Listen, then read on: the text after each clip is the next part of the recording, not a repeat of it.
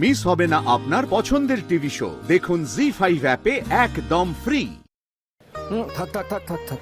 আরে এতে লজ্জা পাওয়ার কি আছে? এটা তো আচার। না, এটার কোনো দরকার নেই।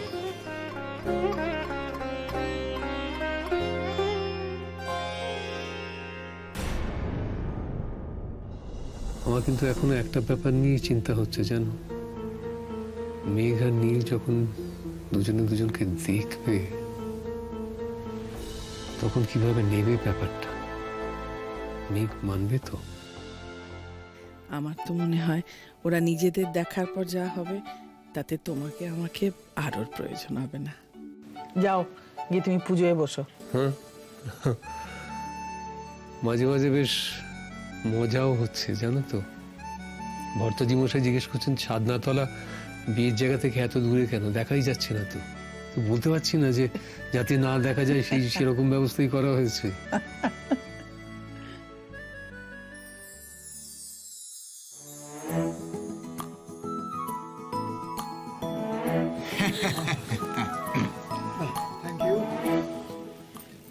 বলছি গিনিমিনিরা কোথায়? ওদের গাড়ি আসছে না কেন এখনো?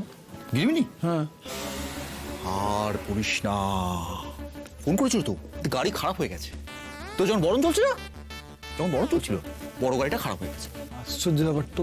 ওটাতে তো বড়রা আসছে, আমি গিনি লাল ওদের কথা বলছি। দেখো, এখানে কাউকে চিনি না, আমি অস্বস্তি হচ্ছে আমার। এখানে সবাইকেই তুমি চেনো বাবাজি, সেই ভয়েই কেউ ধারে কাছে ঘেসছে না। আসলে কি হয়েছে বলতো নীল, এদের গাড়ির ড্রাইভার ওদের গাড়ি সারাচ্ছে, আবার ওদের গাড়ির ড্রাইভার এদের গাড়ির ড্রাইভারকে সাহায্য করছে, বুঝতে পারছিস? মানে সব মিলিয়ে সবাই বিজি। তুমি আসলে জানোই না কি হয়েছে, যা পারছো বলে যাচ্ছ। হে ভগবান, সকলেই তো এসে আশেপাশে অপেক্ষা করছে। উফ, এবার আমারও টেনশন হচ্ছে। আরে হতভাগা জিষ্ণুটাই বা গেল কোথায়? নাকি ওকে দেখলেও নীল খেপে উঠবে? উফ, বরের মেজাজ মুচি বোঝাই দায় হয়েছে। এই তো, এই যে জিষ্ণু এসে গেছে, আর কোনো চিন্তা নেই। কি ব্যাপারটা কি? তুমি এখানে কি করছো? আরে ও তো বরযাত্রী। আহা, বেচারি নিমন্ত্রণ পেয়েছে, আসবে না? কি বলছিস? সে কথা নয় কাকামণি, আমি ওকে বলেছিলাম ওর বন্ধুর কাছে থাকতে। কি করছিস নীল? আরে বাবা, এখানে মেঘের কথা তুলিস না, কেউ শুনতে পেলে কি ভাবে বলতো? আমি তার কথা তুলছি না, আমি ওকে রিকোয়েস্ট করেছিলাম বন্ধু হিসেবে ওখানে থাকতে। ও আহা নীল, এই বেচারা কি করবে বলতো? আচ্ছা তুই আমাকে বল, বন্ধু বড় নাকি হবু বউ? ওকেও তো শ্বশুর বাড়ির কাছে মানিজ্যত রাখতে হবে না? এবার বরকে আসতে হবে, পুরোহিত মশাই ডাকছেন। হ্যাঁ, শপথটা খেয়ে যাচ্ছে, খুব ভালো শরবত বানিয়েছেন, জান আপনি জান, যাচ্ছে। হ্যাঁ, এই নীলকে শপথটা দাও, শপথটা দাও। হ্যাঁ, খুব ভালো শরবত। হ্যাঁ, গলা এবার শুকিয়ে গেছে, তাই না?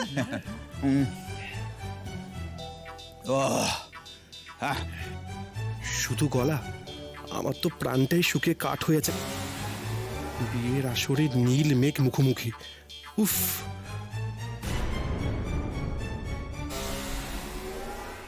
জি5 ডাউনলোড করুন আর সব এপিসোড দেখুন একদম ফ্রি।